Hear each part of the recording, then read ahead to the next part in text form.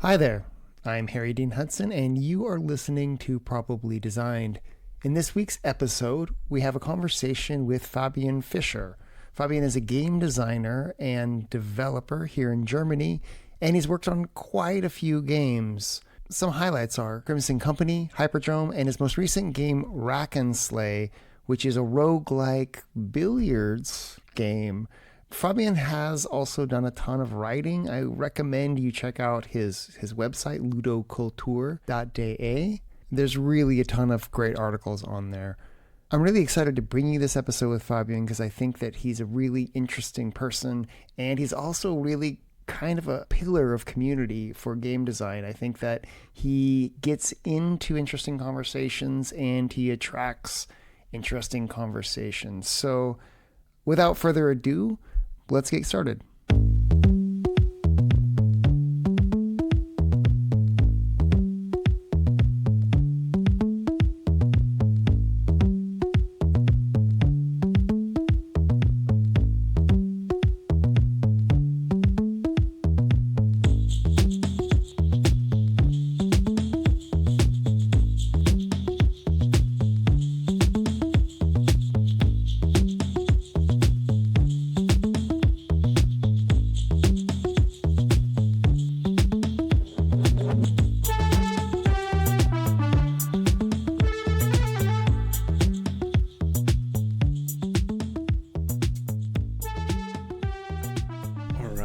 So I guess the obvious background of me always having played video games like many people have.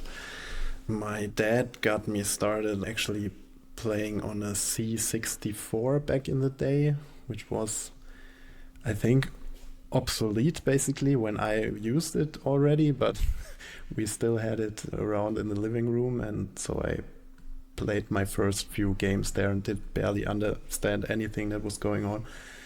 Didn't really get into making games or game dev until much later. That it was probably in the 2000s when I tried out a few tools like RPG Maker and a few modding things like making Warcraft 3 maps or whatever. But it was all not very serious. Like, it wasn't on my radar that you could do this for a living somehow. So I started studying computer science in 2010, and not with the intention of becoming a game developer, but like more just, okay, I know my way around how to use a computer. This is probably kind of interesting to me, and you can make a living being a developer of some kind of software. Like, this was probably the original intention. But during my studies, actually, on the side, I stumbled onto the topic of game design, more or less. The initial spark, I think, was reading blog posts by Keith Bergen, if you have heard from him. He made Oro, a monster bumping adventure, and 100 Rogues on iOS. So that was very early on in the roguelike Renaissance days. And I got into that whole genre because I was kind of tired of big AAA games, and I was kind of like, okay, maybe have I grown out of gaming or something? But then this whole indie boom started and the roguelike stuff started, and then I got really deep into it. And then I actually, for the first time, seriously thought, hey, there are people designing and making these games, and that could be a thing that you do in your life.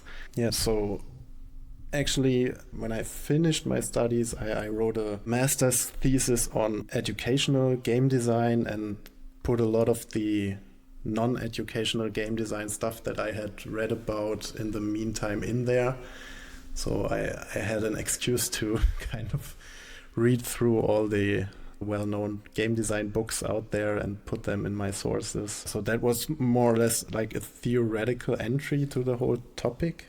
In practice, I was playtesting some of the games that Keith Bergen was working on and like discussing design and feedback and stuff on their forums and things like that. But I wasn't making games yet. I was like on a more or less on a game design theory level.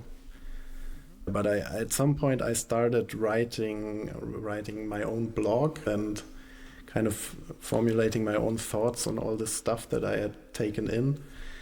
And I think that was actually the main thing that got me my first game design job, because after finishing my studies, my first job was basically already game designer at Fabian Games in Munich, who are making, in Germany at least, quite well-known browser games. And I had read about getting into game development, especially in Germany, isn't easy because there aren't that many companies, and at the time there were even fewer than today. And I was kind of expecting like I would have to go probably into QA or something and make my way across to game design more or less. But yeah, I ended up getting a game design position just based on the fact that I had written a lot of blog posts and had some nice letter of recommendation written by Keith Bergen from having worked with him like on a volunteer basis on his games. I think that's super interesting in that you kind of started your blog then while you're still in your studies, right? In university then. Yeah. You don't hear about a lot of folks who come from this kind of more pure kind of theory crafting sort of space. What were the first few games that you ended up working on? Did you kind of put together some games on your own along the way? Or did you kind of first start working on other games with larger teams? I did make a couple very, very small things during my studies just to practice programming a bit. But those were like super mini, not even game jam projects, I would say. We're more like try to get something on the screen, try to get it to move when you input some keys or buttons, and that was it basically. So the first real games I started working on were Oro and Empire by Keith, where I was basically like a volunteer QA design feedback person, more or less. And the first professional thing was at Travian Games, where I got into the Travian Kingdoms team, which was like the latest iteration of their Travian browser-based strategy MMO game at the time. I basically did that for quite a while, and it was probably a couple of years after that until I started getting the itch to make my own stuff and actually picked up Unity and learned how to code properly, like not just my studies, but for actual projects and making games. And yeah, that's when I did my first few smaller game jam projects. What was it about roguelikes that pulled you in? Because you mentioned that was kind of a turning point for you. I think it was mostly the fact that your decisions seemed to matter much more. Things you did had real consequences, and that was just something that was not really happening at the time in big video games. Like, I guess today it's happening a bit more with all the Souls-like and stuff, but back then it was really like everything focused on the cinematic aspects, and the gameplay was mostly like press X to win and see a lot of cool animations. And even if you didn't make it, then you can just reload and do it again, and just don't frustrate the player at all in any possible way. Just lead them through this nice, shiny experience, basically. The roguelike trend seemed like the anti-thing to that. It felt to me like there was a time in the early 2000s in particular where the medium of games kind of was overrun with this idea that it was the next Hollywood, the next kind of place for interactive fiction. Yeah. You know, that's so different than like a game you play with like your family or your friends. Like Cards and Dice are pretty mechanical. Yeah. And it feels like in some ways like some of the emergence of roguelikes, for maybe a lack of a better term, but we'll take it, is some ways is kind of a reaction to that, not just for you, but maybe kind of in general as well. Yeah, I mean, I guess it existed before the roguelike boom already in board games, kind of. I retroactively got into board games through roguelikes, more or less. But they had that already, like when the whole designer board game era started. They were really all about coming up with interesting systems and mechanics. And I mean, they had to, because the board games are the mechanics basically, like they are really at the forefront for board games. So it makes sense that they would develop all this stuff that you sometimes much later see in video games. Like deck building comes from board games, and the whole set collection thing that we see in all the auto chess, auto battler games, that's basically board games. My kind of working theory, I know that people like to talk about what it means to be a roguelike, but my kind of working theory is, it's a name, of course, but that a lot of these games that we talk about in that space are kind of these single player board games. Like it's a lot of board game mechanics. Board games are kind of run based or whatever else. You start over when you finish. There are additional things that you can do in the digital space that are really interesting. Like you can have some sort of interesting kind of persistence, and you can have bigger sets of things that are random, or random maps are certainly a lot easier. But there's kind of this shared vibe, which I think is, for me as someone who likes board games and card games, is great. But it's different, as a different kind of experience. There are probably some people, or surely a lot of people, who do like an interactive movie, but that's not what I come to games for. Yeah, same here. Do you want to talk about maybe a couple of your projects? The project that I'm most familiar with is Rack and Slay, which came out last year.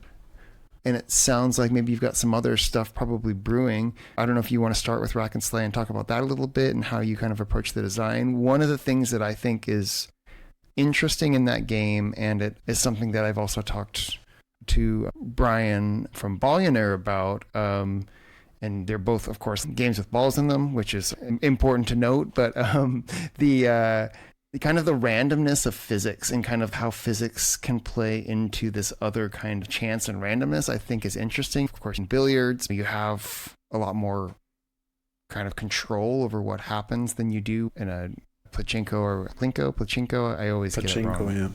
Yeah. Pachinko. But I would love to hear some of your thoughts around what pulled you into that design and what you think is exciting or interesting about it. Yeah, so to me, the nice thing about the billiards mechanics was that it kind of allows you to plan ahead.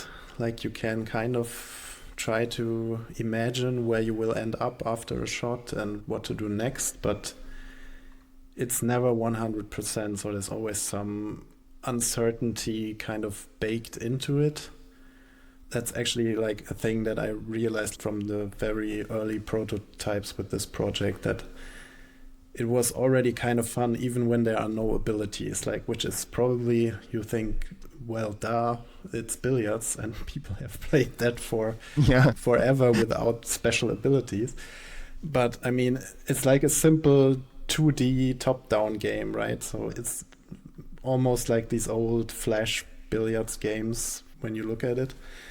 But I think that was kind of a good sign. Like if the core mechanics are already interesting and have something special about them, or something that generates uncertain decisions by themselves already, then building the whole items, roguelike drafting on top can just make that stuff more interesting. And as opposed, when you have a core that's not very interesting, then everything has to come from the framework, and that's, I think, a lot harder to achieve.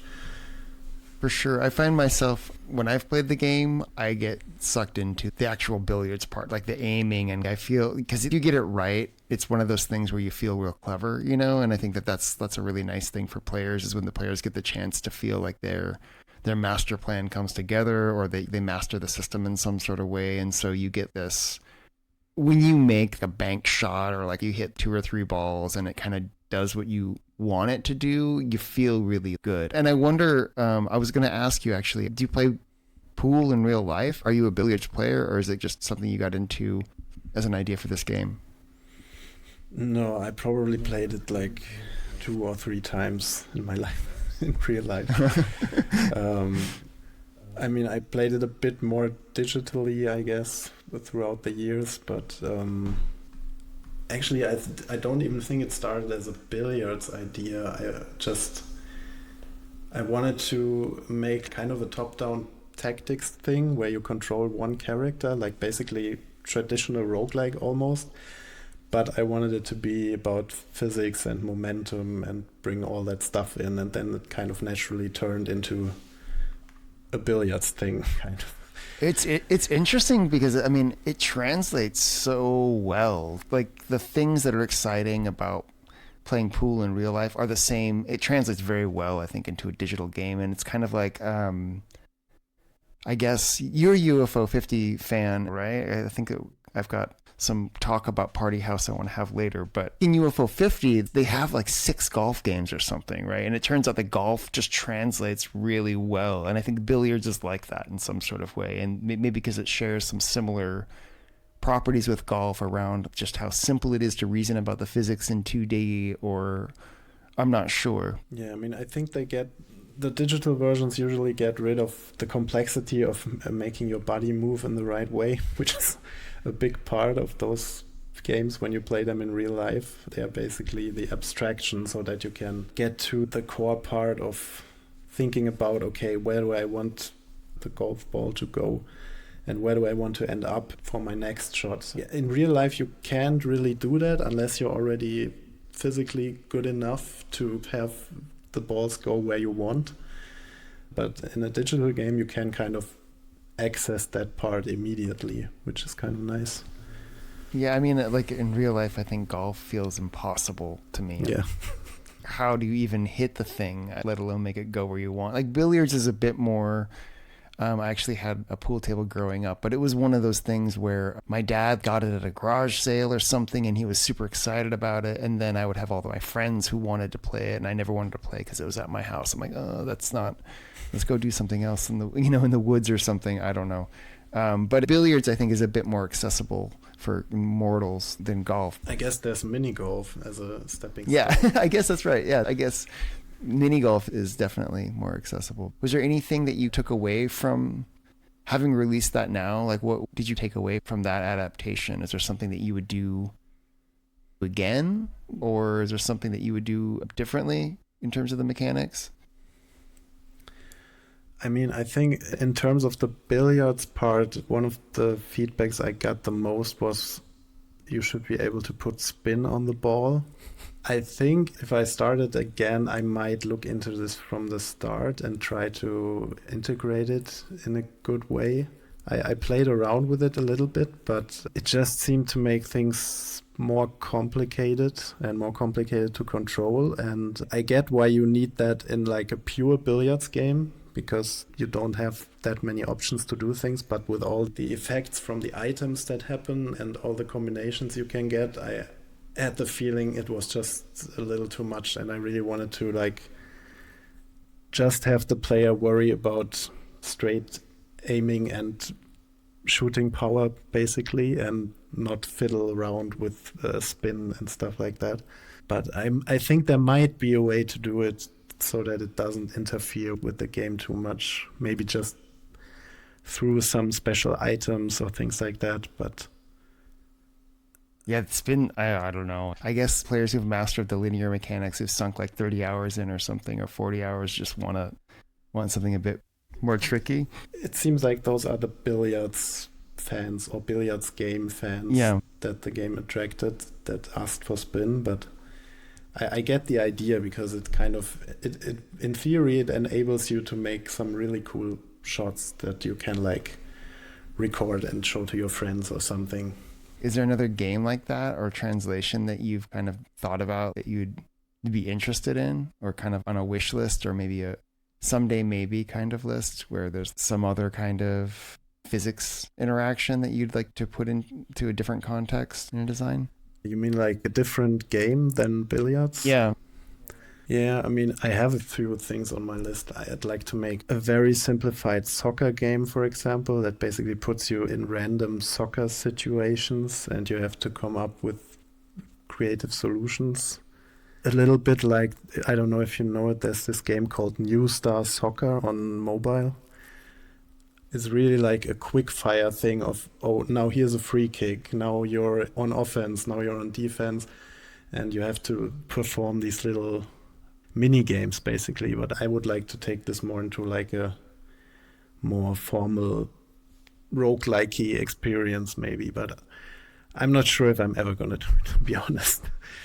I mean, soccer is kind of popular, but it also is kind of, if you make a soccer game, then do you try to attract the soccer players, but why should they play your game and not the big simulation games?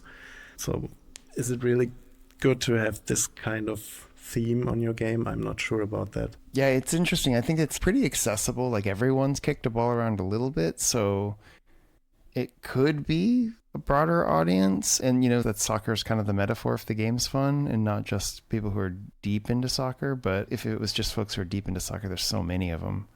It's the world's most popular sport basically, right? Or cricket might be, I don't know. Cricket's up there, huh? Yeah. Thing is, if you attract the soccer fans, then you're going to get feedback like, why can't I do the same thing as in the EA FC game? Why can't I put spin on the ball? Right? Yeah, basically. It might be interesting then to talk about some of your other projects. I was looking through your website and you've got like a ton of stuff on there, which is really awesome. One thing you probably don't want to talk about, but kind of was interesting to me, was this all the way in your distant past. There's this airline sim that kind of stood out to me. I've got this like obsession with spreadsheet games, so that was kind of interesting. Actually, that's not so distant for me. Like, it's an old game, but it's still running. It's basically a browser-based economy sim where you lead an airline and hundreds of other players are at the same time and you're like competing for passengers and stuff. This is made by Simulogics, which is the company I still work for as a game designer. Not full-time anymore, but I was full-time until last year. And yeah, so I really only recently worked on this, but the game is much older. Yeah, I just saw the date being 2007 on the game, so I didn't realize that it was more recent work. But it looks like it's still live, and it looks just really fascinating, like detail and economies and all sorts of stuff going on there, which I think is kind of interesting because there's this whole well, for me, it's interesting. I don't know if there's not like a big class of games, but this class of games where you're kind of like running software that's like business software somehow. I don't know. Like I'm just fascinated. Actually, you might be interested also in Prosperous Universe then, which is like the other Simulogics project, which is sort of my main project with them, where the basic idea is it's like a space economy sim, and you're like managing ships and bases that produce commodities, and you sell them on markets and transfer them there. And the whole idea of the game is that it's like an SAP-like user interface that you can customize and make your own screens and your own widgets and stuff. And you come home from work and you're like, I just need more work. But I think some of these games are, I think, just really fascinating because the level of detail and some of the simulation parts is just really, really like deep. There is something that it kind of scratches for a player, right? Like getting all these details in order and kind of making sure that everything is lined up properly and seeing the impacts in kind of the numbers. I don't know. I mean, there's an argument that our whole world has become gamified in this way, but it's definitely something that's really satisfying, I think, for players. Yeah, I mean, I think it takes a certain type of player. Like, the dedication among the player base of these games is pretty crazy. They basically design their own super detailed spreadsheets that simulate everything, where they can exactly predict how much of which material they will need during which week. And it's like, really, when you see the spreadsheets they make for the game, which also looks like a spreadsheet, like even more impressive. Yeah, that's pretty awesome. Any other projects that you would be interested in talking about? I guess in the spirit of talking about randomness, we could probably talk about Crimson Company, which was a physical card game that I made with a colleague. And later on, we also made a digital adaptation. It's kind of like Marvel Snap, but before Marvel Snap. So the basic idea was that you have 3 lanes and you play these characters that have certain strength points, and when a lane is filled basically with characters, then you compete for who wins this lane, and whoever wins 2 out of 3 lanes wins the game.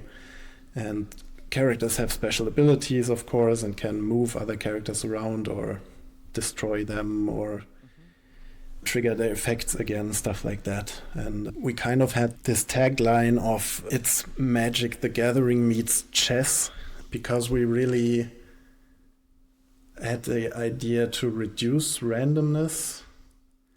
It was probably because we were big into Hearthstone at the time and kind of sick of RNG. Yeah. And so, we basically stripped the game from a lot of the stuff that you have in card games usually. Like, you don't have a hand of cards. You just buy characters from an open market and put them on the board directly. And you don't have a private deck that you bring. Both players share one single deck. And basically it's almost like they aren't cards anymore, really. The only card-like thing they really do is you can flip them, and flipping them kind of disables them, but then when you flip them face up again, then you can reuse the effects. So that's kind of the card-like thing you do, but otherwise you don't play cards from your hand or draw from a deck, really. So there's no shuffling or... Yeah. How does the card pool work then? Or the piece pool or whatever it is? Yeah, so basically the card pool is just all the characters you have. The base game had like 30 different characters, and then we made some expansions that added more, and you could just shuffle them all together, and then they would show up like 4 at a time. And there's a bidding mechanism where one player makes an offer: I want to buy this character for this much gold, and then the other player can either buy them out or leave the character to the opponent, basically. And that's like a self-balancing mechanism almost, where you decide what a character is worth in the current situation. Yeah, you have this open market, and you also see the top card of the deck that's coming up next, which is like confusing for players. They are always like, should the deck be face up? We never saw that in any game. And we were like, no, yes, you should see that.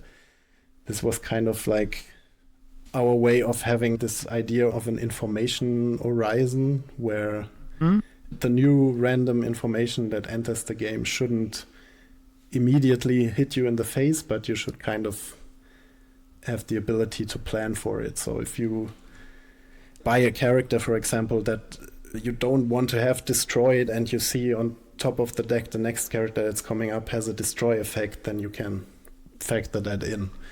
And you're not like, okay, randomly destroy effect appeared out of nowhere, guess I lose. But so there is a deck then, but it basically, this deck is the market. Yeah, the deck refills the market basically. As soon as one character is bought, then you refill this from the deck. I see. So each player brings a pool of cards, or maybe there's just a set. Yeah, in the physical game, there was basically just the set. In the app version we made, we actually had a system where you bring half of the deck and your opponent brings half of the deck. You would still both play with the same deck, so you could also use your opponent's cards. But I guess the advantage that you have from bringing them yourself is that you know that they are in there. And you don't know the other half. But yeah, we basically introduced that whole system to have some sort of progression in the digital version, because you could collect these cards by playing. And if you didn't have your own half of the deck to bring, then there would be no reason to collect cards, basically. How did synergies work between cards? Like in most cases, you're giving yourself a bit of run identity by having a collection of cards that work well together. And it sounds like in this case, you've got the randomness or the uncertainty around what cards your opponent is going to bring. And so there could be new synergies or unseen synergies, or were synergies kind of not even a focus? It was more about the individual impact of the cards. I mean, they weren't a focus in the sense of, like in auto battlers, for example, you often have these, like if you have 3 warriors, you get like the warrior bonus. And that's like a really hammer on the head kind of synergy.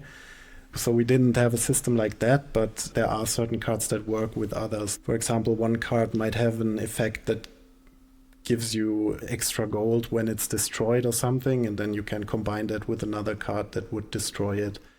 Or a card that gets a bonus when it moves, and then you have a card that could move another card. So there are these little pockets of synergies that you form between cards, basically, but you usually you wouldn't build a whole deck or half of the deck around one specific synergy, but you might put in a couple or a triple of cards that work well together and then try to plan for that while your opponent doesn't necessarily know that those cards will come up. So that's kind of your edge you have by bringing your own deck or half deck. Right. So it's less about designing your strategy around those synergies and more about kind of nudging the direction of the gameplay a bit. Yeah. Interesting. It kind of reminds me a little bit of, and maybe I could be misimagining it, but almost a little bit like if you're playing Dominion and you have the random selection of what you can buy. Of course, then you have the deck building, and that's a whole different set of mechanics, but you kind of have this random card pool and you kind of have to buy into what you want to invest in. What did you like about the design? Because it's pretty unusual, actually, right? Like everything you've described to me is novel enough that I have to think about it. Yeah, I mean, what I like is I think the lane system is really strong in the game. Like basically, we started from having played Hearthstone and Gwent also had lanes, but they didn't really mean much in the game.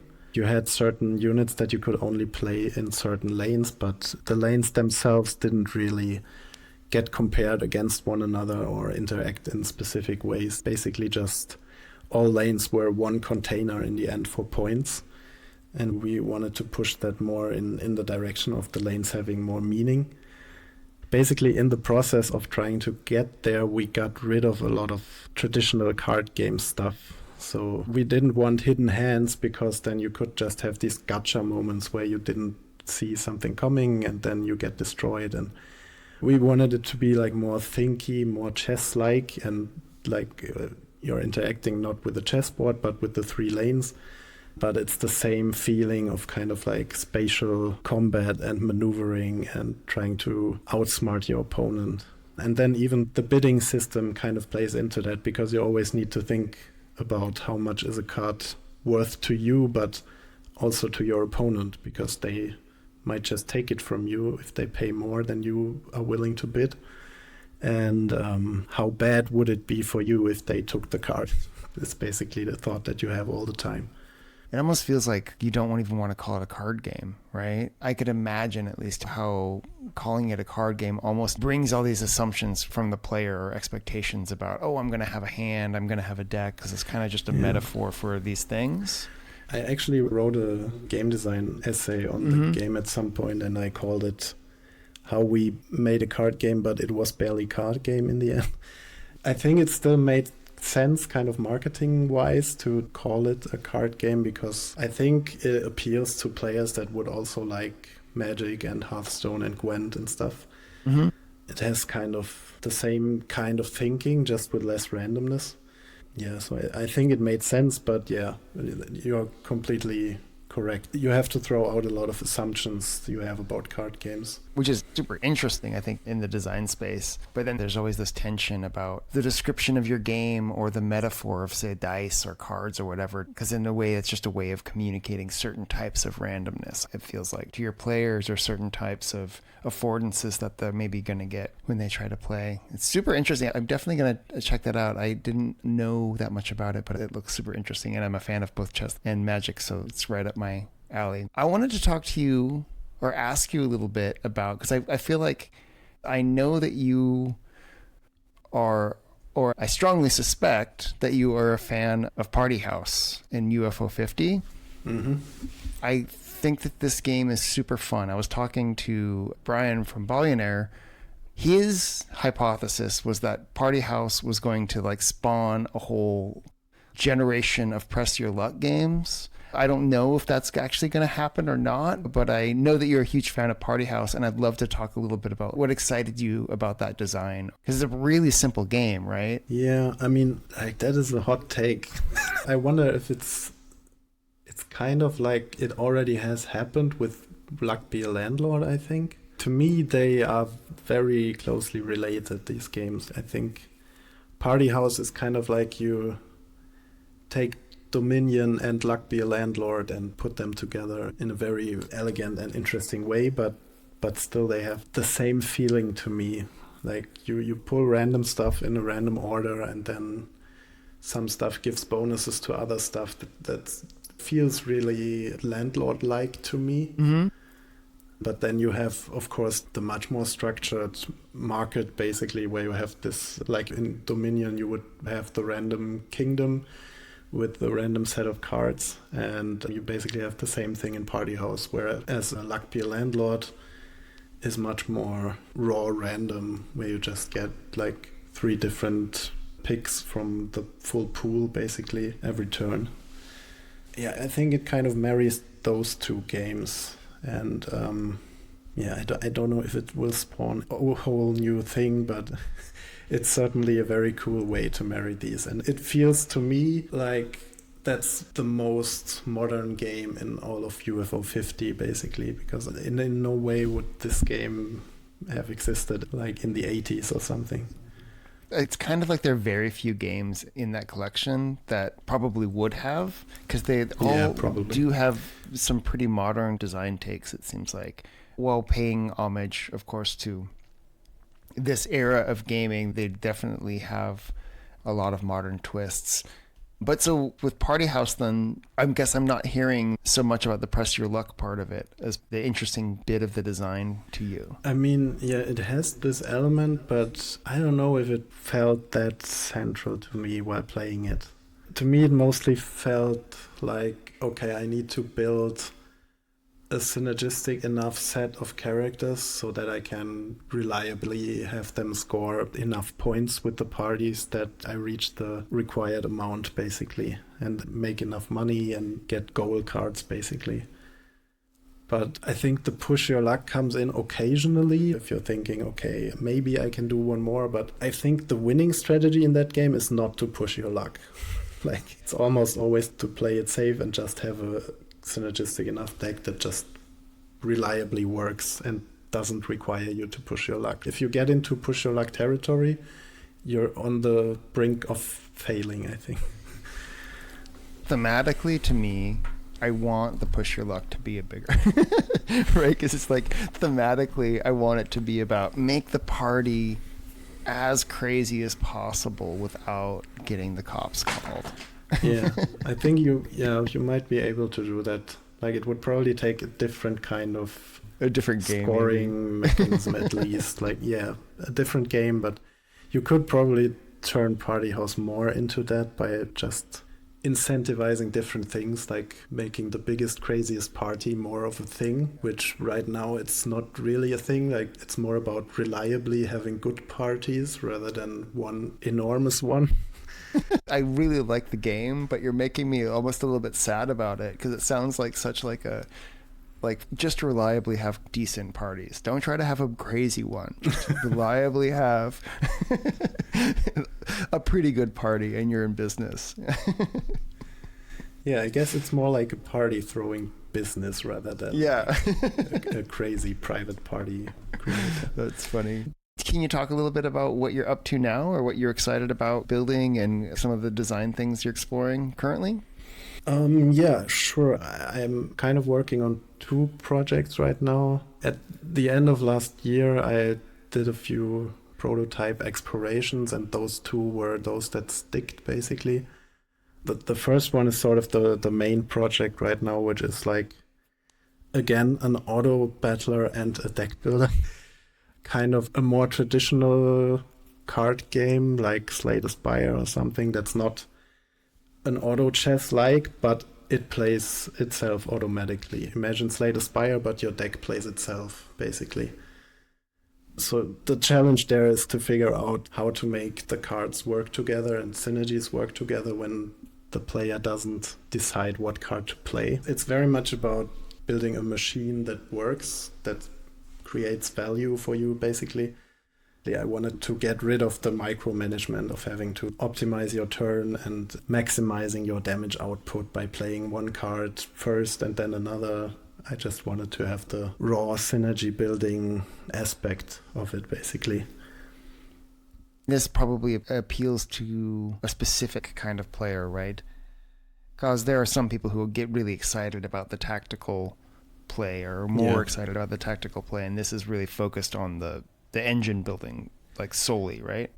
Yeah, that's basically the idea. Like, I'm someone who is more excited by the engine building and less excited figuring out the mathematical optimal turn with my hand of cards or something. So, yeah, it's kind of in this whole Luck Be a Landlord line of games in that sense that it's all about drafting, basically, but it combines that with more traditional card game things. Like, you have a collection of cards and you modify your deck. Basically, you see an upcoming fight and then you can adjust your deck to that fight and put in certain types of effects or take others out that would potentially be a negative for you in that specific fight and stuff like that. So it's more about collection building and then deck building based on your collection, basically.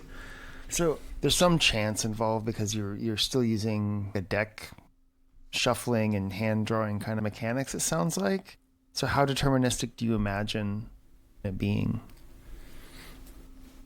Yeah, so that's one part I'm still kind of figuring out. Like, currently I'm working with rather small decks. You have around 8 to 12 cards in your deck at any given time.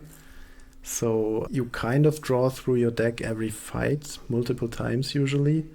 And the variance is more in the order of the effects. So that's part of how you build your deck, because there are certain effects that are better or worse depending on the order they're played in. But there are also things which I call triggers, basically, which are cards that spawn a trigger that will be executed by another card. And it doesn't matter if the other card comes in later or in your next deck cycle. Basically, the trigger will just be a persistent thing until it's triggered. So that's kind of how you can make cards work together, even though you don't decide which cards to play when. But of course, you can also build around some crazy effect that will hopefully probably happen, and a little bit of wiggle room, because I don't want to just end your run basically as soon as you lose one fight. So you kind of have a super autopets like life system where if you lose a couple times during a run, that you can still win the run overall. So if you build a deck that works 80 or 90% of the time, that might be good enough depending on how strong it is. Do you imagine that, like, if you build your deck right, then you should be winning 90+% of the time? The variance is actually pretty small in that case, right? Yeah, if you keep repeating the same fights, then it is, yeah. But of course, the enemies you're facing will grow exponentially stronger throughout the run. So you kind of have to try and keep up with that and add better synergies, upgrade your cards, modify your cards. That's also a thing you can do. And then, of course, there's also a passive relic kind of system where you have relics that trigger off of playing certain types of cards or get stronger the more of a certain card type you have in your deck or something like that. So you kind of build this whole machine of different parts that works together. That sounds super interesting. You're working on this over the next year or something. Yeah, I mean, I would like to not have it like become super big in scope so that I can kind of finish it next year maybe, but we'll see about that. It's definitely already bigger in scope than Wreck and Slay, I think, which is fine because I also have more time now to spend on my own projects. So Wreck and Slay was something that I made like entirely on the side while working full time. So it had to be kind of doable as that. I think the scope question is super interesting also. You know, we live in a world with so many games, and there's a lot of good games, and we have so many tools that allow people to both develop and to distribute games pretty easily, which I think is a better world. I think it's great that there's this democratization of being able to build stuff. There are some downsides, of course, as well. But then the question becomes, gosh, like should we be making more small games, and I think it depends on the designer and of course what you're trying to do or what you care about. But it's a really interesting question to think about. It's like, oh gosh, if I'm getting into this or I want to build games, should I just like work with myself or one person and try to make a bunch of small games or do it quickly, or how should someone manage scope in order to make it kind of viable? Yeah, and I think it's also on multiple levels. Like there's scope in terms of content or systemic complexity, I guess, of how much you build into a game. But then there's also like the scope of the polishing work that you put in. Like in theory, you can polish a game for years and just improve little things here and there, and they will make it better. But by how much is the question, and how much is enough, basically? Or it's also a question of risk management at that point, basically, because you probably have less risk if you don't focus on one project for too long and instead make multiple projects that are kind of polished but not super polished, maybe. So yeah, it's a wide field of questions to answer. You're someone who is visible and active in like game developer and indie game kind of community. And one of the things that I've noticed is that you do play a lot of games and you spend a lot of time looking at other folks' designs. I'd love to talk about some things that you're excited about, some games that you're playing now, or some stuff that you're excited about that's out in the world. I mean, I feel like anytime someone asks this kind of thing, I have to plug Mosalina because that's kind of my favorite game of the past few years, maybe even in forever. I don't know. A question for you about Mosalina, because I know you're a huge fan. When you play a session of Mosalina, how long do you play? Because I find myself like playing and I'm like 15, 20 minutes and then I bounce. But then I come back and I do it again. But I would just be curious. So I usually play 5 minutes at a time. Okay. And I do one run basically where I finish all 9 levels and then I'm done. The thing is, I really played this game a lot and I did a little bit of amateur speedrunning. So we talked previously about the physical requirements of playing billiards or golf. Mm-hmm. And Mosalina has the same thing. Like you need to get good at just like the controls part of it. But when you have this down, then it's just like this super quick fire generator of interesting little decisions and interactions and emergence. And yeah, you can do a full run basically in 5 minutes and then you're done. And then you play another one like a couple hours later, maybe.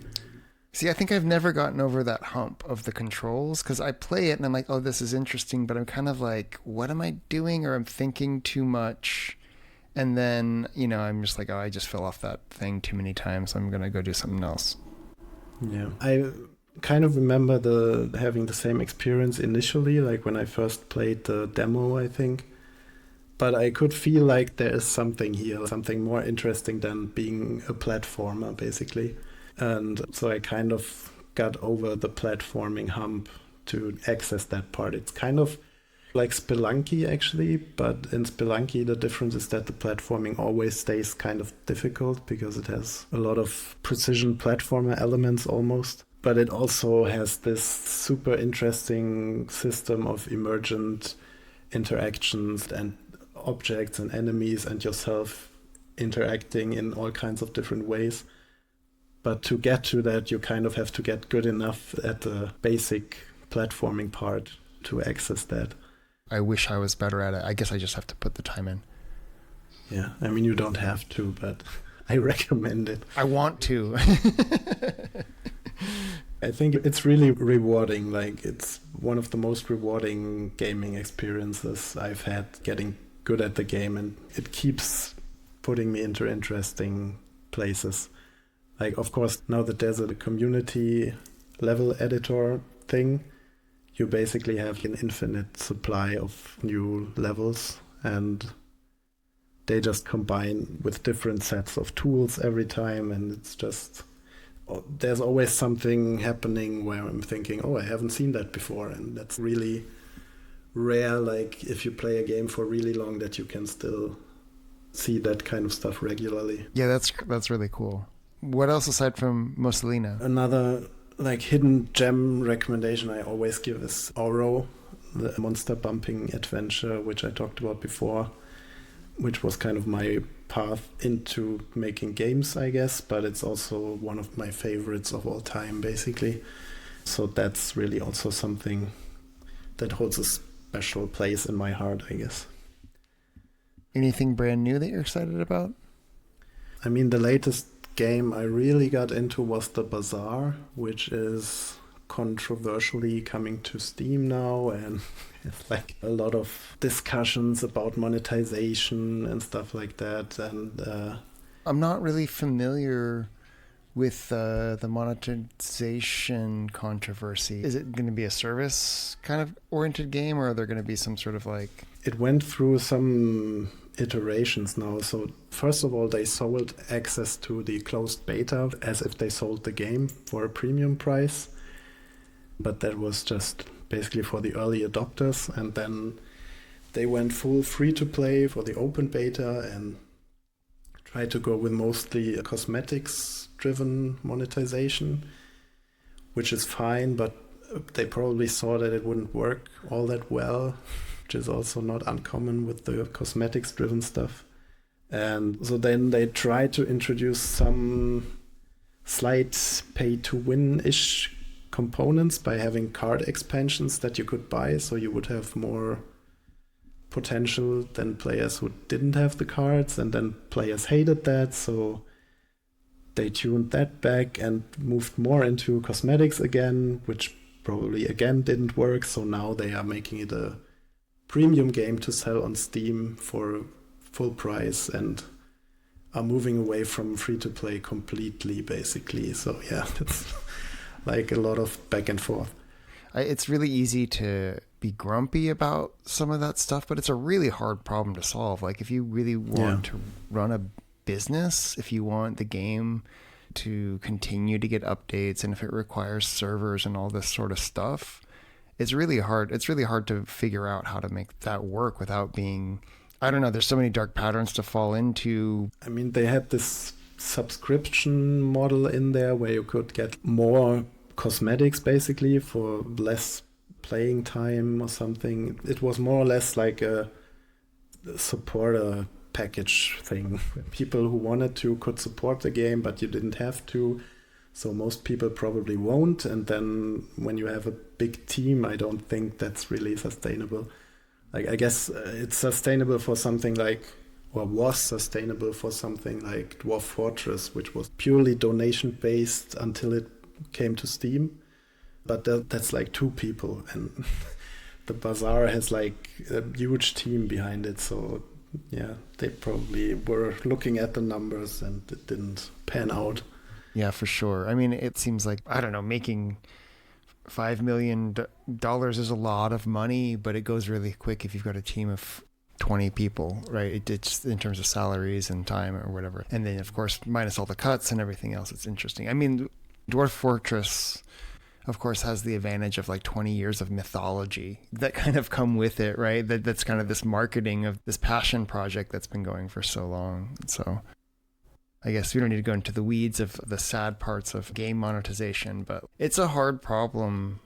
And I have sympathy for people who are trying to build companies and not just, not just solo developers putting games out, because it's great working with other people and collaborating, having a team. I think that like there should be a path for people to build game companies where they have colleagues and build multiple games and have teams and can afford to do things. So it's kind of a challenging thing to navigate. Yeah, for sure. I want to thank Fabian Fischer for being my guest on this episode, and I would like to also note two things. First of all, it was me. I'm the one who took the episode to the downer, not Fabian. Don't ever blame him for that. The second is I did spend some time finally playing quite a bit of Mussolina, and everything that Fabian said about it is right. You should play that game too. Thanks to Alex Epton as always for the music, and thanks to you, the listener. I will hopefully talk to you next week, where we have a conversation with Gabe Carlton Barnes, who is a Pro Tour regular in the Magic the Gathering world. Ciao.